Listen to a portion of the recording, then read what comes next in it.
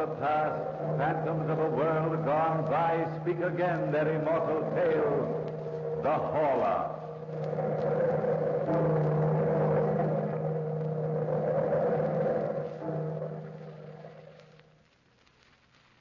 It was a dark house, dreary, too.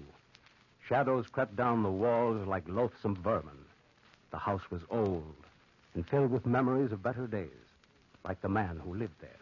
He was old and gnarled and alone. He'd passed the lonely hours by sitting on the porch of his home, watching the boats sail up and down the river. He was happy living alone in that old house, until one day a tall, three-rigged Brazilian schooner floated past his shores, casting a shadow on the banks of the river. A shadow over the old house. A shadow over the old man. A living shadow which crept into his mind. He wrote a letter to his young cousin, Madame Renée Sable, who was living in Paris, begging her to visit him. She read the letter over several times, then took it to a friend of hers, a doctor, Dr. Perron, to ask his advice. She was young and in Paris, and she didn't believe in the old man in shadow. I had to come to you, Dr. Perron, because this letter worries me so. You've known my cousin, Gabriel Bouvet, for a long time, and he's not the sort of man given to hallucinations. He seems to be a very sound old man. But living alone the way he does... Nonsense. Living alone has nothing to do with it. Well, suppose you read me the letter, Madame Saul. Of course. It all seems like so much poppycock. Listen. Be honored by a visit from you at your earliest convenience. Isn't that like him? Yes, very much. You'll find me a changed man, my dear. Changed because he has come. You don't know what I'm talking about, and so I must explain. A shadow has crept into my home, a shadow which dominates me. You see what I mean, Doctor? Well, read on, Renee. Right. He is a creature from a land of shadows, but I tell you he does live. He lives here with me, and I'm afraid of him. Oh, Renee, he will dominate all of mankind, just as mankind has dominated the animal kingdom. We will become his chattel, his food and his slave, as the animal has become ours. You see, Doctor? Yes, indeed I do. I wonder... Renee, how soon can you pack and be ready to leave? In about 2 hours. Well, fine. I'll have the horse and buggy hitched and call for you then. I think we'd better go down to him as soon as possible. Doctor, surely you don't believe in this invisible creature. Well, surely, Renee, I don't doubt the wind just because I can't see it. We'll be able to judge better after we have a talk with him. You better hurry home. I'm going right down to the stables now.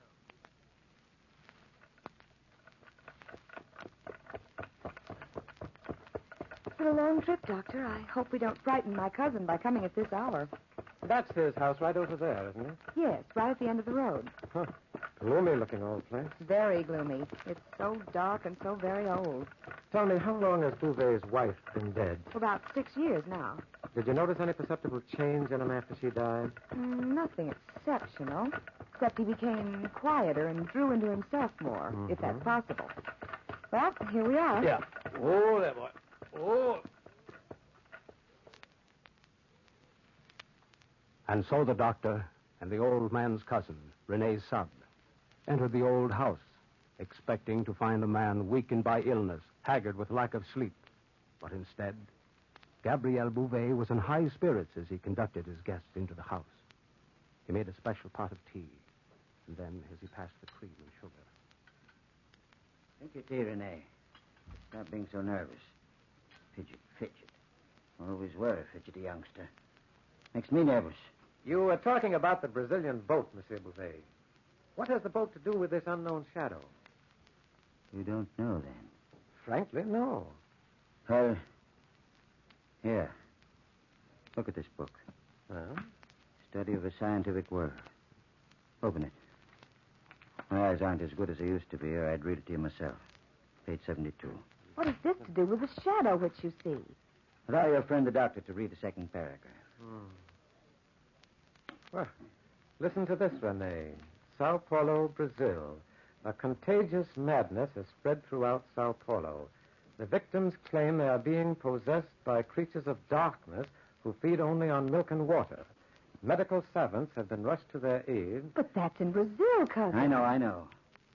that the Brazilian boat sailed by my door. It's possible for this, whatever it is, to have escaped from the boat. Well, anything's possible, but this does seem a little improbable. But possession, that's talking of demons. This is a modern world. No one man can possess the power of ordering another's will. How little you know, cousin. Well, perhaps I am a fool of a girl, but anybody. No, not anybody, Renee. Not me, for instance. I believe in hypnotics. That's possession of a kind. Dr. Mesmer's nonsense. I don't believe in mesmerism. Well, I can prove it to you simply enough. How? If you're willing, we'll try a little experiment. You hypnotize? If you'll be a subject. Why, of course I will. That sounds like fun. Can I help in any way, Doctor? Yes, just blow out the candle. All but one. Certainly. I'll leave the corner candle on. All right now, Renee, if you'll close your eyes My eyes are closed. and try to sleep. Sleep. There. Candles are out. All but one. Now, sleep, my dear. Try to sleep. Doctor. Listen. Listen to that. What? What, monsieur? It's in the room. I know it is. It's here. Next to me, watching me. Can't you hear it crying, crying? This is madness. You don't believe me, do you? Stop the experiment at once. Listen. Listen. Cousin, please. What makes you think mankind is the final answer to life? Perhaps there is a higher form of life. Form of life which can possess us and then destroy us. Isn't that possible, Doctor? Well, yes, anything is possible. And take my word for it. Humanity is lost unless we destroy it. Look. I always carry a knife with me, waiting for the time I can destroy him. Listen. It's come for me. Come for possession of me. It's come. It's the Horla. The Horla. And it's come.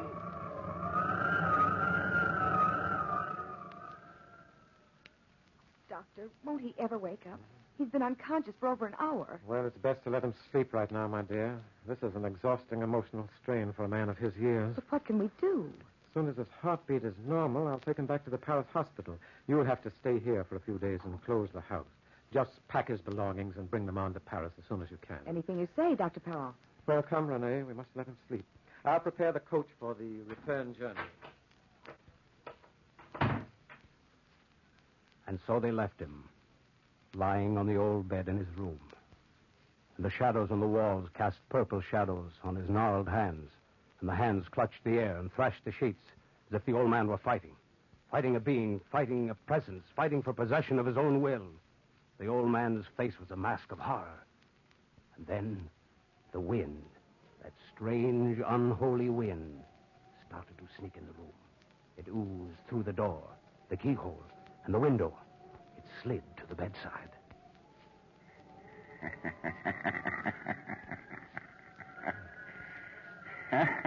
No. You're possessed and owned. I know you watch me night and day. Night and day, night and day. Well, I'll get away from you. I've got to get away from you. I won't give in without a struggle. You'll have to give in because nobody believes you. Leave me alone. Leave me alone. Watching you. Leave me alone. I'll never leave you alone. Never. But I shall be free of you. You can't be free of me. I'm part of you. If I stay here. They'll call you mad. But if I leave the house. You'll die.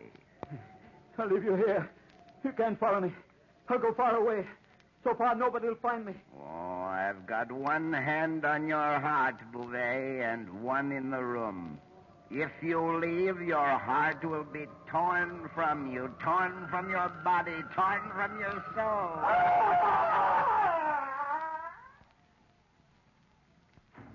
Monsieur Bouvet, is anything the matter? I heard him scream, too. Doctor, look at him. Oh. His face is dead white. Yes, Renee, you're quite right. I'll have to risk moving him now. I don't think we ought to leave him in this house any longer. But how can you travel alone with him? Well, I'll manage somehow. I'll carry him to the buggy. He can sleep as we drive along. I can manage somehow. That is, if you don't mind staying here alone. I don't mind, Doctor. I've no patience with superstitious nonsense. Here, my dear, help me wrap him in this blanket. Of course, Doctor. There, that's fine. Now, hand me that other blanket over there. Here you are. That'll keep him warm on the journey. I'll send the coach back from Paris tomorrow evening to pick you up. You ought to be able to leave here by then. Don't worry about me, Dr. Perron. I'll be all right. That's what she thought then. But even as the doctor carried the old man out of the house to the carriage, a premonition of fear, a foreboding, reached out from the gathering shadows in the walls and left her trembling and weak. The doctor placed the old man in the carriage, and then that journey and the return to Paris started. They had traveled for about an hour. Beauvais awakened, sobbing out. You've taken me away. Away from my house, you fool. Beauvais, you must not excite yourself. Put his hands on my heart, and he's pulling on it, pulling on it. Doctor, take me back before I die. Nonsense, Beauvais. You must get away from that place. Take me back. Take me back, Doctor. You don't understand. Beauvais, sit down. You think I'm mad, don't you? But the Horla exists. They exist, and I'll die if I don't return. Will you try to rest, monsieur? We're doing everything we can for Turn you. this carriage around, Doctor, and return to the house. Beauvais, put those reins Did you down. hear me? Let go of the reins, you fool, before you take us off the road. Turn the carriage around. No, I shall plunge this knife into you. Beauvais, put that knife down. Put that down. That will teach you to interfere with a Horla, Doctor. No. That will teach you. No. Oh. Now, get out of this carriage, Doctor. Beauvais. Before I plunge the dagger into your heart. Beauvais, you can't leave me here like this. I must leave you here. I must return to the house at once to destroy him. But he doesn't exist except in your own mind, Beauvais. He exists, and I'm going to him. Beauvais. Doctor. Dead. I'm coming, Master. Yeah, I'm coming, Master. I'm coming to destroy you, just as I destroyed him.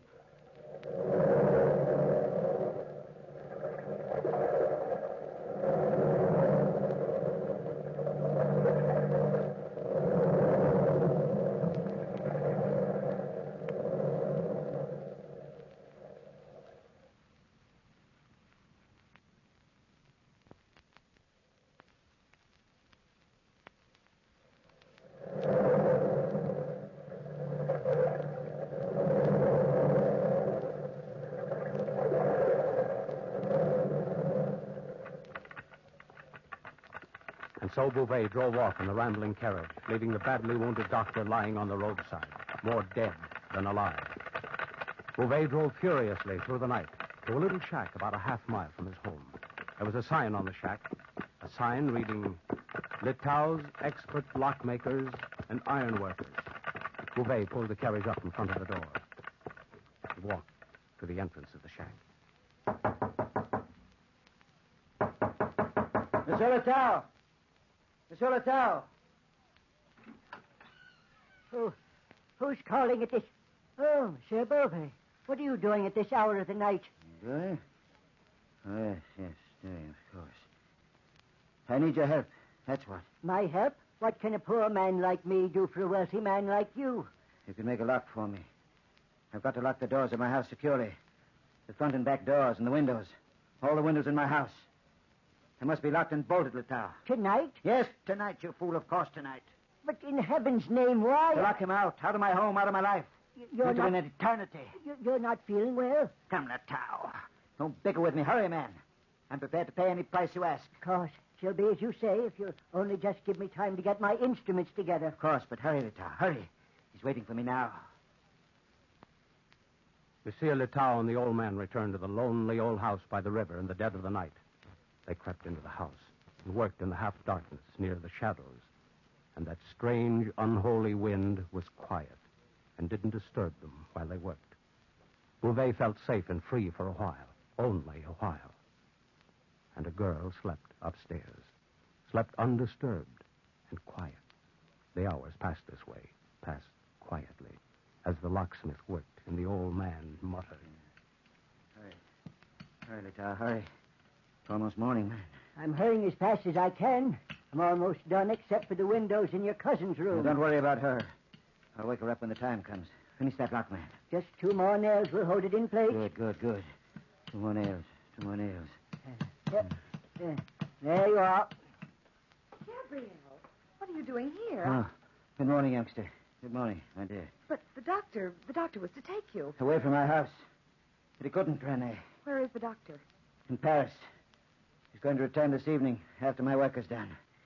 Yes. Yes. A job in life. Kill the Horla. The doctor let you return alone? He had to let me. But I wasn't alone. Who is this? I'm Monsieur Litow, mademoiselle, the most famous lockmaker in the world. I don't understand all this. Naturally, my dear. Come along, Litow. Let's finish your work. Only 2 more locks to fix tonight. And I'll be able to lock him in and kill him. Kill him.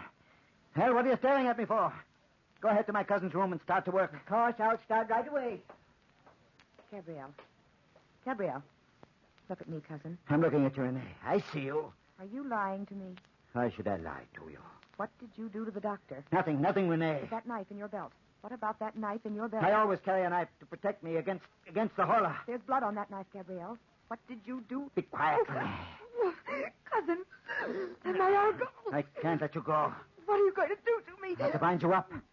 Tie you to a chair until I've killed him. Don't you understand? Yes, I'm old, but I'm strong, cousin. Stronger than you. Oh, no, don't struggle against me. Monsieur Bouvet, you in trouble? I thought I heard you. You heard nothing. Nothing, monsieur. Go back to work. All right, I'm almost done. Now, come along, cousin. I'll have to tie you in the kitchen where you'll be out of harm's way until he's dead.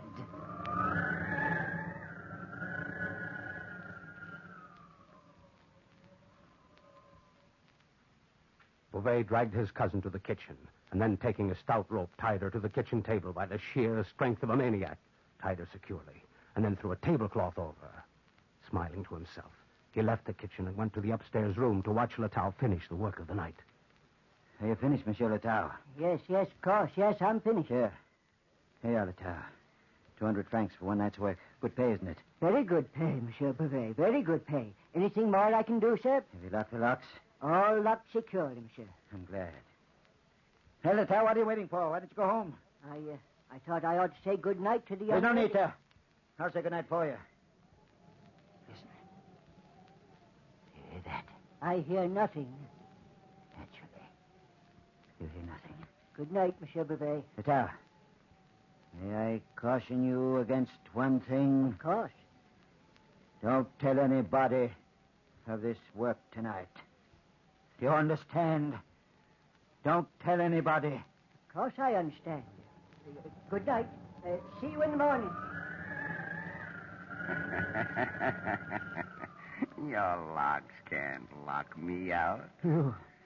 You again. I've been watching you and your lockmaker, watching you, and your locks are useless. Locks are useless. But I can lock you in when I escape. Impossible, because I am with you constantly. And I'll destroy you, Horla. With a knife? No, with fire and flame. I'll set the entire house on fire and leave you here. Leave you here and I'll escape. You can't escape. You're part of this house. You said so yourself. Did I now? How interesting. How interesting. How very interesting. And you'll burn to death. You'll burn to death. And the world will be free of the Horla. Are you so sure, Bouvet? Are you so sure? I'll pour oil on the walls and on the rugs and on the floor. Where's the oil? In the kitchen closet. Yes, in the kitchen closet. That's where it is. Don't forget I'm part of No. you. You'll be destroyed by fire.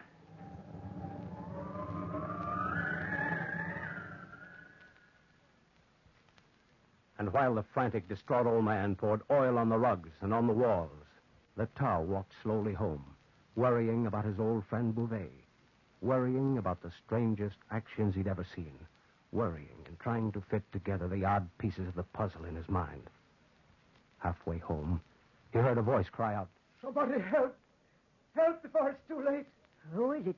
Oh, but it's the doctor. In heaven's name, what has happened to you? Help me. Oh, you're badly wounded. Here, allow me to help you stand on your feet. There now. Oh, I'm so weak. What's happened?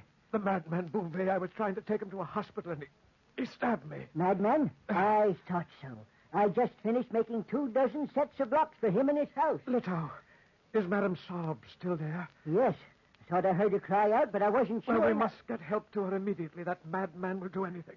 Anything, Litow. Here, let me carry you, monsieur. There, put your arm over my shoulder if you can. We'll get help as soon as possible. Hurry. Hurry, Litow. Hurry, man.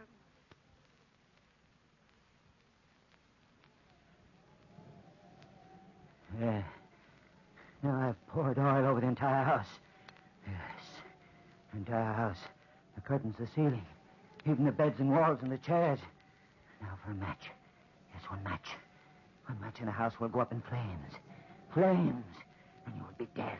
Will I be dead? Will I? I need a match. I need a match. Must be a match in the kitchen. And the house will all be flames. Flames. And you will burn. Burn and die. Yes, the kitchen. Yeah. Don't be nervous, cousin. Don't be nervous. Work is almost done. Almost done. You'll be dead.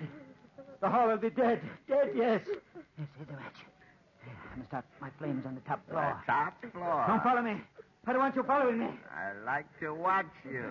Up those stairs. Yes. Up the steps to the landing. Will you enjoy watching your own funeral pyre? Fire and flames. Fire and flames. I'm almost to the top now.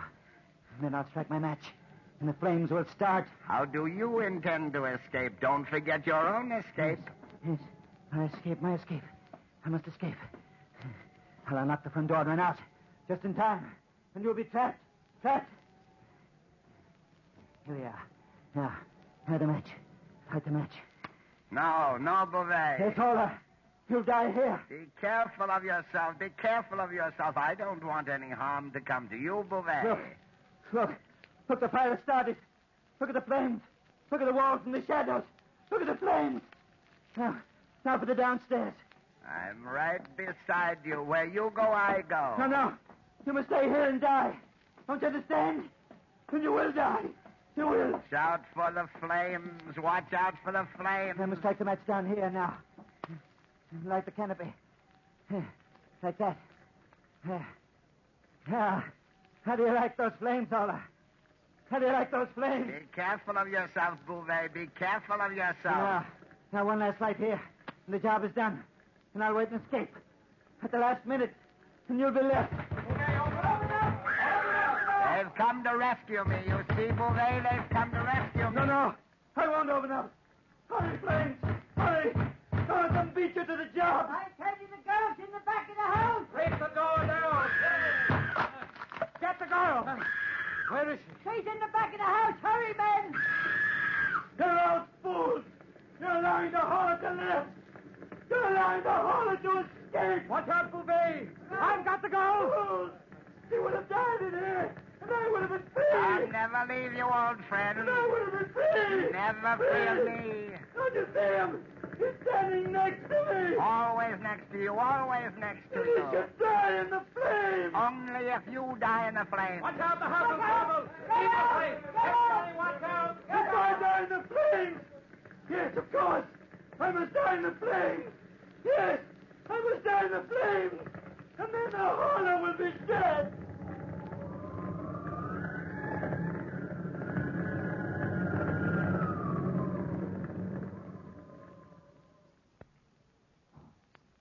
And the old, wild-eyed man rushed into the pile of burning timber among his old belongings and perished there. He and the Horla perished there. All that remained of the man and the Horla was scorched bones and two odd, misshapen skulls. Two odd, misshapen skulls. Remember that. For there were two skulls, not one.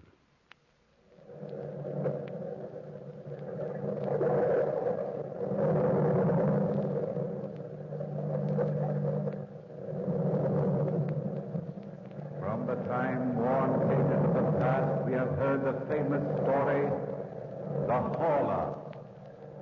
Bellkeeper, hold the bell.